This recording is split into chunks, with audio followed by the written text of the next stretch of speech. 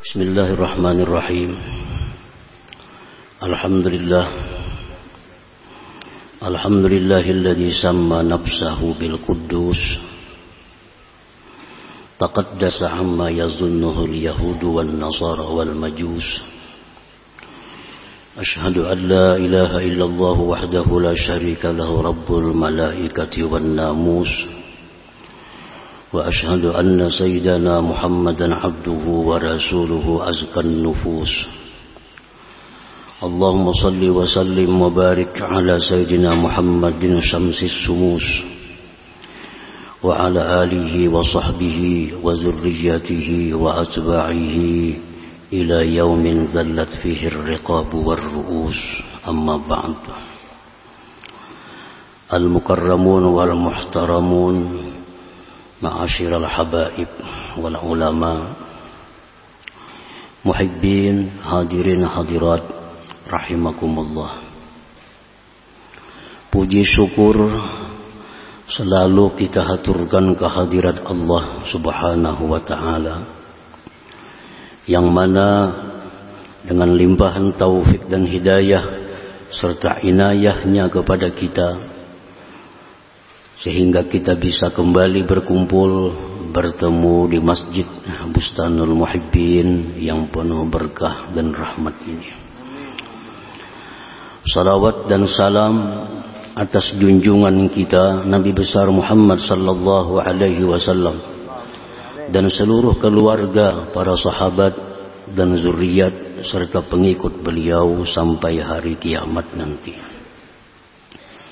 Para muhibbin rahimakumullah, al-khamis min asma'il husna al-quddus.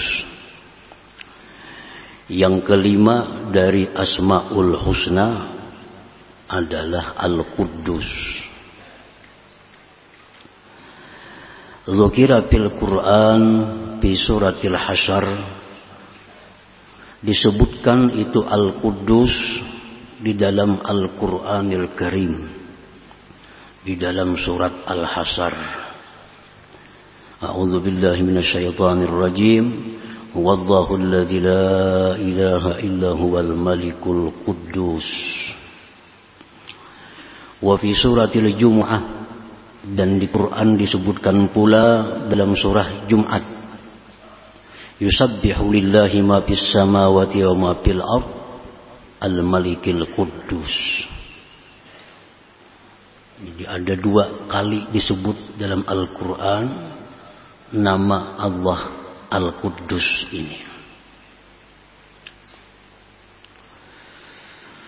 Dan Rasulullah sallallahu alaihi wasallam apabila selesai sembahyang witir,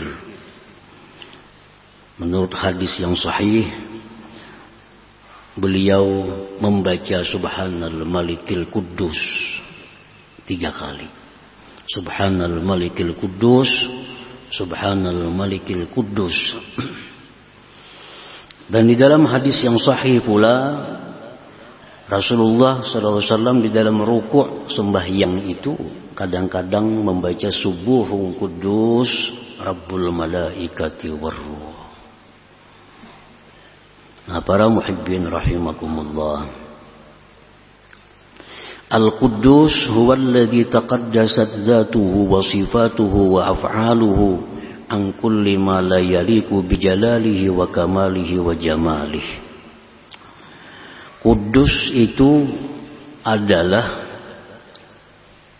yang suci zatnya dan sifatnya dan perbuatan-perbuatannya dari tiap-tiap yang tidak layak dengan kebesarannya, kesempurnaannya, dan keelokannya. Nah, itu artinya Al-Quddus. Al-Quddus adalah yang maha suci zatnya, sifatnya, perbuatannya, dari segala yang tidak patut dengan kebesaran, kesempurnaan, dan keelokannya.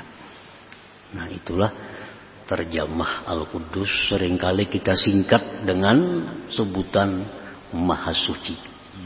Al-Quddus biasa diartikan dengan Maha Suci.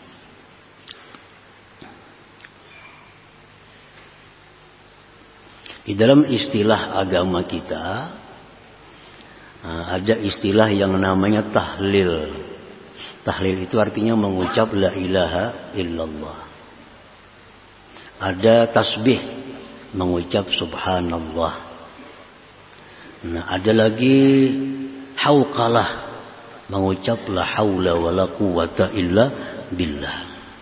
Ada basmalah, mengucap bismillahirrahmanirrahim.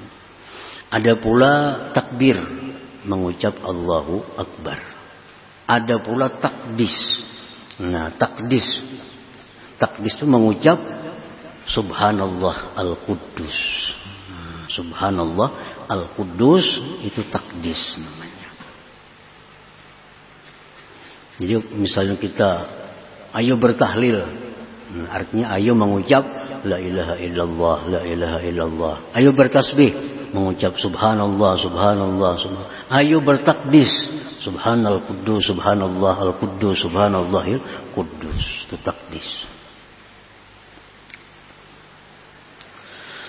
Taqaddasat zatuhu anil hajah. Maha suci zat Tuhan kita Allah subhanahu wa ta'ala daripada hajat. Mustahil artinya Allah itu berhajat. Al-Quddus, Maha suci zatnya daripada berhajat. Bahkan selainnya yang berhajat kepadanya. Allah menyuruh kita taat bukan karena Allah perlu berhajat dengan taat kita. Allah menyuruh kita sembahyang 5 waktu sehari, bukan Allah berhajat kepada sembahyang kita itu. Jadi jangan kita kada sembahyang kita anggap Allah itu rugi. Allah kada perlu sembahyang kita. Taqaddasat zatuhu anil hajat. Maha suci zat Allah daripada berhajat. Kita taat, kita maksiat itu kada ada sangkut paut dengan keesaan, kebesaran Allah.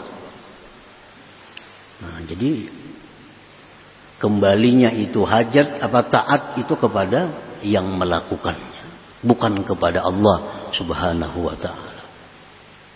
Dalam hadis qudsi Allah berfirman, ya ibadi law anna awwalakum wa akhirakum wa insakum wa jinnakum kanu ala abjari qalbi rajulin wahid minkum ma naqasa dzalik min mulki syai'a. Ya ibadi law anna awwalakum wa akhirakum wa insakum wa jinnakum kanu ala atqa qalbi rajulin wahid minkum ma zada dzalika fi mulki syai'a. Ya ibadi law anna awwalakum wa akhirakum wa insakum wa jinnakum kanu ala abjari qalbi rajulin wahid minkum ma naqasa dzalik min mulki syai'a. Akhrajahu Muslim wa Tirmidzi. Wahai hamba-hambaku, ujar Tuhan, jikalau orang yang pertama dari kalian, Nabi Adam, sampai yang terakhir hari kiamat, baik manusia maupun jin, semua itu manusia seperti Nabi Muhammad sallallahu alaihi wasallam. Semuaan manusia mulai Nabi Adam sampai hari kiamat, semua manusia jin seperti Nabi Muhammad sallallahu alaihi wasallam. Taatnya, takwanya, mazada dzalika fi mulki syai'a, sedikit pun tidak menambah kebesaran kerajaanku. Artinya andai kata sealamanan manusia ini sampai hari kiamat menyembah Allah, tidak ada nyembah berhala, semuanya menyembah Allah, sedikit pun ujar Tuhan kadang menambah kerajaanku, kadang menambah keagungan, kejayaan kerajaanku. Dan hai hamba-hambaku, jikalau orang yang pertama dari kalian sampai yang terakhir, manusia maupun jin, mereka itu atas paling jahat hati seseorang dari kalian. Umpamanya dari Adam sampai hari kiamat macam Fir'aun semuaan manusia. Satu pun kada menyembah Allah. Manakasa dzalika min mulki syai'a, tidak mengurangi yang demikian dari kerajaanku sedikit jua pun. Nah, ini artinya bahwa Allah itu tidak perlu sedikit pun kepada taat kita. Sedikit pun kada perlu. Dan Allah pun tidak merasa lemah, tidak merasa terhina kalau kita maksiat kepada Allah. Nah, itu Al-Quddus. Taqaddasat zatuhu anil hajat. Maha suci zatnya itu daripada berhajat. Wa anil mujid. Maha suci zat Allah dari yang mengadakan. Berarti baharu maha suci daripada yang menciptakan. Wa anil imkan, maha suci zat Allah daripada mungkin. Mungkin kan bisa ada, bisa kadada. Macam kita ni mungkin bisa diadakan Allah, bisa tidak diadakan Allah. Nah, zat Allah itu maha suci dari imkan, dari mungkin. Zat Allah itu wajibul wujud, wajib ada. Tidak ada kemungkinan tidak ada. Nah. Wa anis syibhi, maha suci zat Allah daripada serupa, baik menyerupai atau diserupai. Zat Allah itu kada ada mirip dengan siapa jua pun. Wa anit tarkib, zat Allah itu maha suci daripada bersusun. Macam kita bersusun, ada tulang, ada daging, ada urat. Bersusun, jadilah zat kita. Nah, kalau Allah maha suci daripada yang demikian itu. Wa anil makan, maha suci Tuhan daripada tempat. Maha suci Tuhan daripada tempat. Di mana Tuhan? Tuhan kada bertempat. Kayak apa kada bertempat? Tuhan itu sudah ada sebelum adanya tempat. Tempat itu ciptaan oleh Allah. Nah, Allah itu sudah ada sebelum adanya tempat itu. Allah sudah ada sebelum adanya langit. Allah sudah ada sebelum adanya bumi. Allah sudah ada sebelum adanya aras. Allah sudah ada sebelum adanya kursi. Dan keadaan Tuhan sekarang sama keadaan Tuhan seperti dahulu. Nah, jadi maha suci zat Allah daripada bertempat.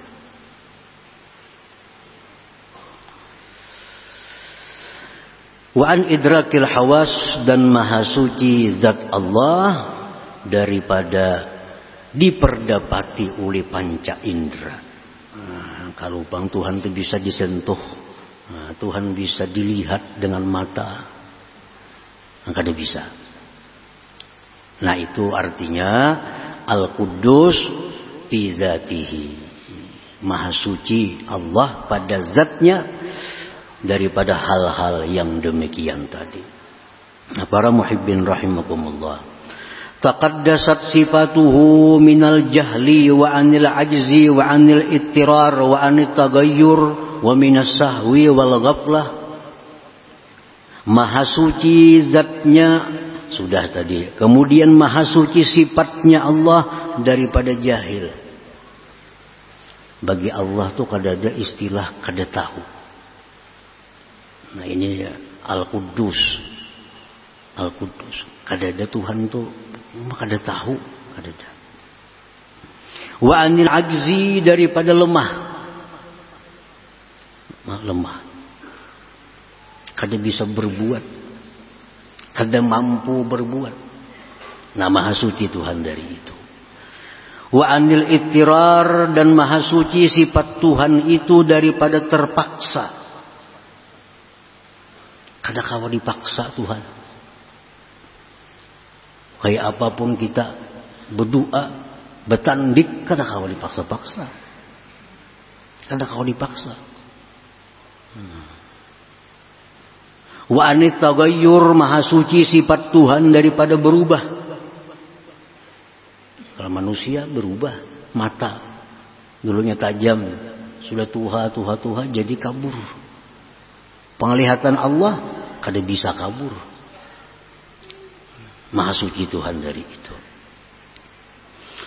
Dan daripada lupa dan lengah.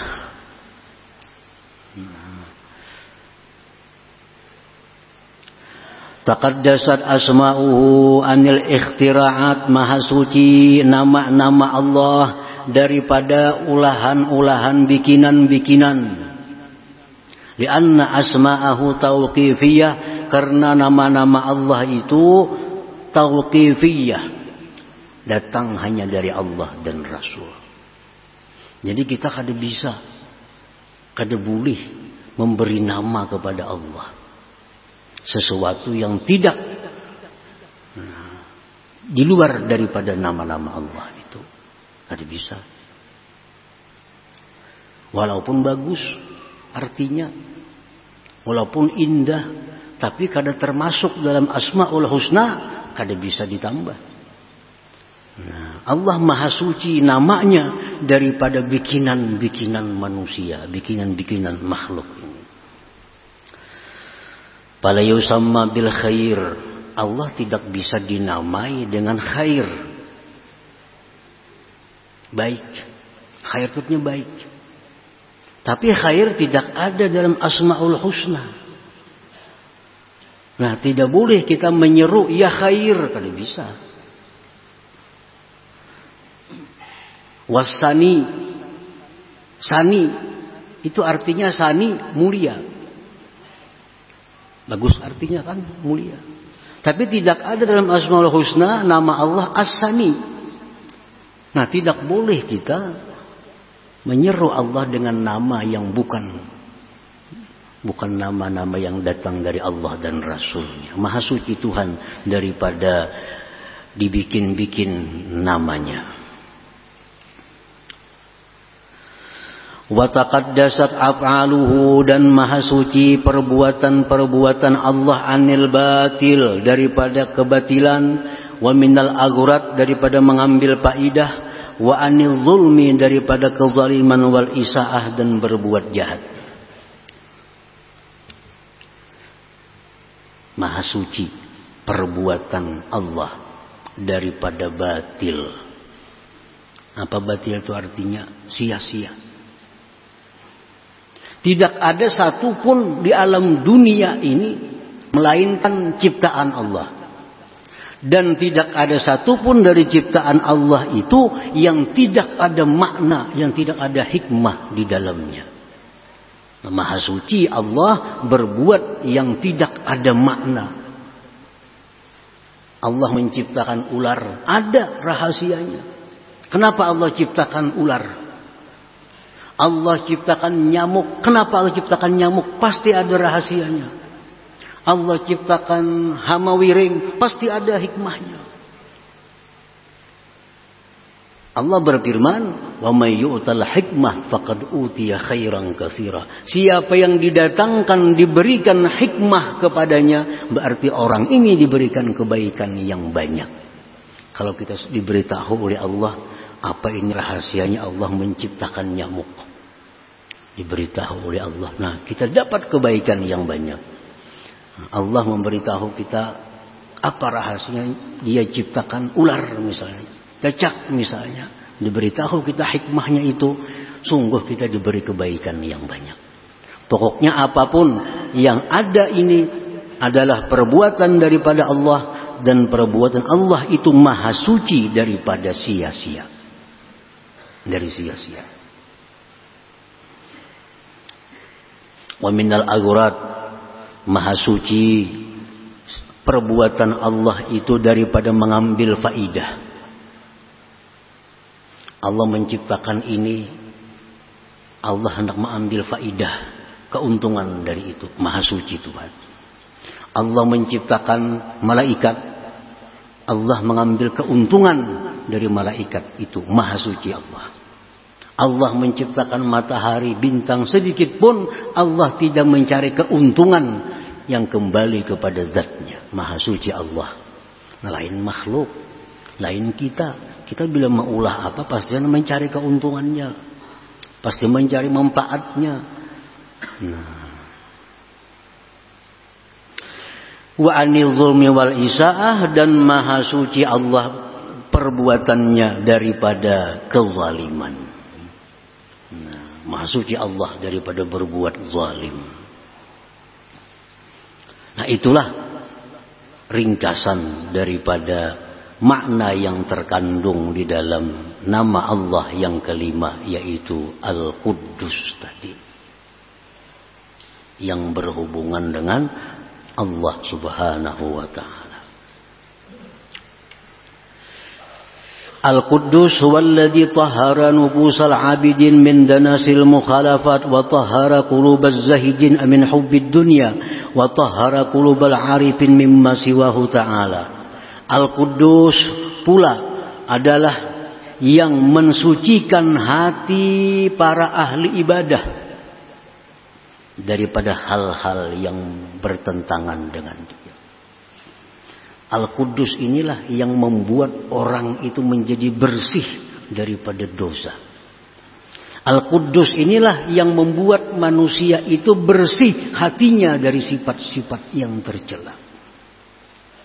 Nah, itu Al-Quddus. Jadi ada makna Al-Quddus yang berhubungan dengan Allah. Ya tadi, maha suci zatnya ini, maha suci sifatnya, maha suci perbuatannya. Yang berhubungan dengan kita, Al-Quddus yang mensucikan anggota tubuh kita daripada maksiat, yang mensucikan hati manusia daripada sifat-sifat yang tercela.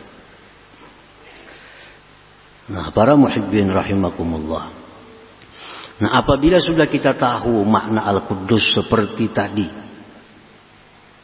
kita wajib beriman, wajib percaya itu. Dan buah keimanan, buah kepercayaan kita kepada makna Al-Quddus tadi membuahkan dua keadaan pada diri kita. Artinya kalau sudah kita beriman lawan Al-Quddus, maknanya itu tadi, nah kita mesti menyikapinya dengan dua hal. Ini samaratul iman, buah iman. Pertama, ayyuqaddisa zatahu wa sifatihi wa af'alahu amma la yaliku bi jamalihi wa jalalihi wa kamalih. Pertama, kalau kita sudah beriman dengan Al-Quddus tadi, bahwa kita wajib mensucikan zatnya, sifatnya, perbuatannya dari yang tidak patut, dengan kebesarannya, kemuliaan dan keindahannya. Nah, zat Allah, kita sudah beriman zat Allah itu kada bertempat tadi. Nah, jangan dipadahkan lagi Tuhan itu di atas. Sudah tahu bahwa Al-Quddus artinya maha suci Tuhan daripada bertempat. Jangan dikatakan lagi Allah itu di atas. Kehendak di atas diri. Nyaka kehendak Allah penyamannya. Bepahala kita menyebut kehendak Allah. Jadi insya Allah jadi aja. Nah, bagusnya. Kadang mun kehendak di atas, siapa di atas itu banyak di atas. Ini kalimat yang salah. Kadang jadi pahala, bahkan membahayakan akidah. Bila kehendak Allah, jadi kada usah bila kehendak yang di atas. Kada usah. Itu kalau sudah kita beriman kepada Al-Quddus, kada lagi kalimat di atas itu, karena Allah maha suci daripada tempat. Dan kita mensucikan sifat Allah daripada yang tidak patut dengannya.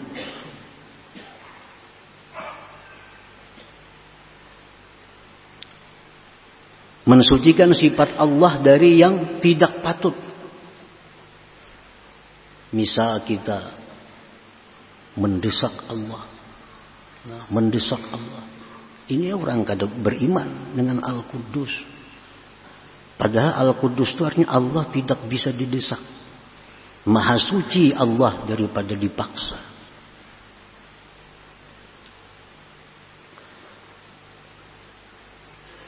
Dan lagi mensucikan perbuatan-perbuatan Allah daripada yang tidak patut.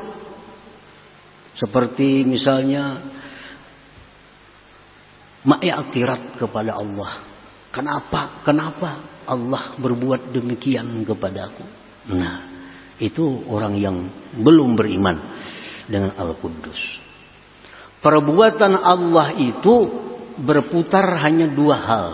Satu, anugerah. Dua, keadilan. Antara itu. Kalau kada Allah berbuat kemurahan dengan kita, Allah berbuat keadilan. Antara dua. Allah masukkan orang ke surga karena kemurahannya. Allah masukkan orang ke neraka karena keadilannya. Allah berikan hidayah si fulan ini karena kemurahannya. Allah berikan ini sesat karena keadilannya. Dua. Bila kada kemurahan, keadilan. Tidak sedikit pun bahwa Allah Ta'ala itu perbuatannya itu zalim. Walaupun sekilas dianggap sakit perbuatan Allah. Tapi seluruh yang diperbuat Allah itu walaupun sakit, walaupun pahit, tetapi bagi kita pasti ada hikmahnya. Jangan sampai karena kita ini banyak dapat musibah, segala macam musibah. Padahal kita sembahyang, padahal kita puasa, padahal kita zakat, padahal kita beribadah. Tapi banyak musibah datang, jangan sampai kita beranggapan, oh kenapa Tuhan macam ini? Kenapa orang sebelah nang kada sembahyang, nyamannya hidup?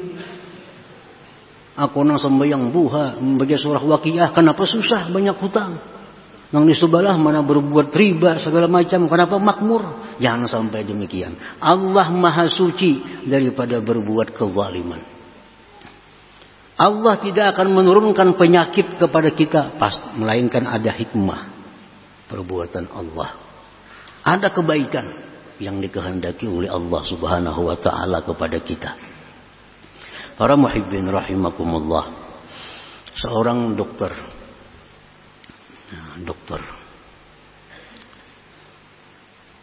ini memutung kaki seseorang karena kaki orang ini kena penyakit diabetes, gula, lalu kakinya buruk. Dokter tak dipotong dokter. Ini menyakiti, memotong betis orang. Ada orang kena penyakit usus buntu. Dokter membedah, dibalahnya parut. Sakit nih. Apakah dokter ini zalim dengan orang ini? Zalim tak dokter tuh? Maulah pasien ini mengatakan atau keluarga pasien, jahatnya dokter, kenapa betisnya ditatak? Jahatnya dokter, kenapa parutnya dibalah? Nah, tentu kita kadang akan mengatakan itu kepada dokter. Bahkan kita berterima kasih kepada dokter. Bayar lagi. Bayar. Karena kesanda pehumaan, berobat. Kesanda macam-macam. Padahal disakitinya. Nah, kenapa kita rela? Terima kasih sama dokter, bayar, kaki diputung, karena ingin menyelamatkan yang lebih banyak di tubuh kita. Itu karena ingin menyelamatkan yang lebih banyak di tubuh kita. Kalau dibiarkan ini menjalar, nah bisa kemana-mana penyakit nih. Nah, untuk membuang penyakit itu dokter mengambil kesimpulan amputasi, potong kakinya. Dengan senang hati kita sebelah batis saja lagi. Ikhlas, ridha. Karena menyelamatkan sisa tubuh yang lebih banyak. Nah, itulah rahasia Allah kenapa memberikan kita penyakit. Tubuh kita ini dibandingkan dengan roh tidak ada apa-apanya. Tubuh kita, jasad kita dibandingkan dengan roh kita tidak ada apa-apanya jasad. Nah, karena roh kita ini banyak dosa. Roh kita ini banyak dosa. Banyak maksiat, banyak segala macam. Nah, untuk menyelamatkan roh kita ini di akhirat daripada api neraka, diberi Tuhan kita penyakit. Yang dengan penyakit ini Allah hapus dosa-dosa roh tadi. Nah, sehingga kita bersih dan berhak untuk masuk surga Allah Subhanahu wa taala. Nah, itu penyakit. Ini hadis yang sahih menyatakan demikian. Tidak ada satu penyakit pun yang diberikan Allah kepada manusia, melainkan ada dosa yang diangkat dari tubuh manusia itu. Mana kita sayangnya roh dengan jasad kita? Mana sayangnya? Sayang roh. Roh kekal. Jasad hancur. Sayang roh. Nah, kalau kita sayang roh, karena berharga roh daripada jasad, mestinya kita sakit itu kada perlu keluh kasah, kada perlu sedih, kada perlu macam-macam. Terimalah penyakit ini dengan lapang dada. Anggaplah ini dokter yang memutung kaki untuk menyelamatkan bagian tubuh yang lainnya. Jadi Allah menurunkan penyakit itu tujuannya adalah membersihkan rohani kita. Dengan penyakit itu roh kita jadi bersih dan kita selamat dari neraka, masuk surganya Allah Subhanahu wa taala. Mana ada manusia yang kada berdosa selain daripada para anbiya. Semua berdosa. Dan salah satu yang menghilangkan dosa adalah musibah, penyakit. Setiap kali penyakit walaupun kasusuban itu ada dosa yang dihapuskan dari Allah daripada kita. Nah, disinilah para orang-orang arif billah, orang-orang yang makrifat dengan Allah. Mereka bila dapat musibah, mereka bergembira. Mereka bergembira. Mereka dapat musibah, bergembira. Dapat penyakit, mereka bergembira. Kenapa? Karena ini adalah pembersihan. Agar rohku bisa bersih menghadap Allah Subhanahu wa ta'ala. Nah, jadi perbuatan Allah Ta'ala sedikit pun tidak ada zalim. Segala sesuatu yang diciptakan oleh Allah pasti ada hikmah di dalamnya. Pasti ada rahasia di dalamnya. Dan siapa yang tahu rahasia itu, maka dia dapat kebaikan yang sangat banyak. Nah, para muhibbin rahimakumullah. Cuma kadang-kadang ada manusia ini diberi Allah hikmahnya hanya satu. Tapi masih ada ratusan hikmah yang tidak diberitahu oleh Allah. Kenapa Allah menciptakan nyamuk? Penelitian para ulama sekian tahun hanya menghasilkan beberapa hikmah di dalamnya. Satu, Allah menciptakan nyamuk. Dengan sebab nyamuk ini ribuan manusia yang bisa hidup dengan nyamuk. Siapa? Pegawai perusahaan pabrik nyamuk. Berapa ribu sedunia nih? Pegawai-pegawai, buruh-buruh karyawan pabrik obat nyamuk itu. Hanya bisa memberi makan anak bininya dengan gaji itu. Padahal diurusi cuma obat nyamuk. Jakanya kada ada nyamuk, adalah pabrik obat nyamuk kada ada. Nah, itu hanya satu hikmah. Kenapa Allah menciptakan nyamuk? Kenapa Allah menciptakan hama wiring?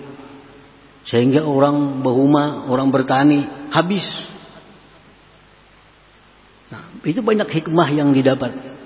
Satu, agar orang yang bertani ini selalu berdoa kepada Allah, selalu berlindung kepada Allah, selalu minta tolong kepada Allah agar dijaga tanamannya oleh Allah, jangan sampai ada hama wiring. Nah, lalu dengan berkat itu lalu kita bisa berdoa lawan Tuhan, bisa minta perlindungan, agar perumahan ini jangan sampai diganggu oleh hama wiring. Nah, jakanya kada hama wiring kita kada berdua itu. Kada berdua itu. Pokoknya setiap makhluk apapun yang diciptakan Allah pasti ada hikmahnya. Habib Ali bin Muhammad Al-Habsyi Sahibul Maulid mengatakan khalaqal khalqa li hikmah. Allah menciptakan makhluk itu pasti ada hikmah, pasti ada rahasia di dalamnya. Yang rahasia itu merupakan kebaikan yang kembali kebaikannya kepada manusia itu pula, bukan kepada Allah Subhanahu wa taala. Nah, itu artinya kita mensucikan zat Allah daripada yang tidak layak, mensucikan sifat Allah dari yang tidak layak, mensucikan perbuatan Allah dari yang tidak layak. Itu buah keimanan kita kepada Al-Quddus tadi. Nah, para muhibbin rahimakumullah. Selanjutnya yang kedua adalah wa ayyuqaddisa jawarihahu 'anil ma'siyah wa dzalika bitaubah wa batinahu 'an sifatil mazmumah wa dzalika birriyadhah wal mujahadah. Nah, orang yang beriman kepada Al-Quddus, satu, mensucikan Allah tadi. Yang kedua, dia mensucikan anggotanya daripada maksiat. Caranya bitaubah, dengan tobat. Dan mensucikan batinnya dari sifat-sifat tercela. Sombong, angkuh, ria dan sebagainya, dengki, dendam. Caranya dengan melatih diri dan berjuang melawan hawa nafsu. Nah, itulah buah keimanan kita kepada nama Allah yang kelima ini, Al-Quddus. Nah, mudah-mudahan Allah Subhanahu wa taala memudahkan kita untuk mendapatkan buah keimanan kepada Al-Quddus ini. Amin ya rabbal alamin. Ya hadratin Nabi sallallahu alaihi wasallam. Al-Fatihah.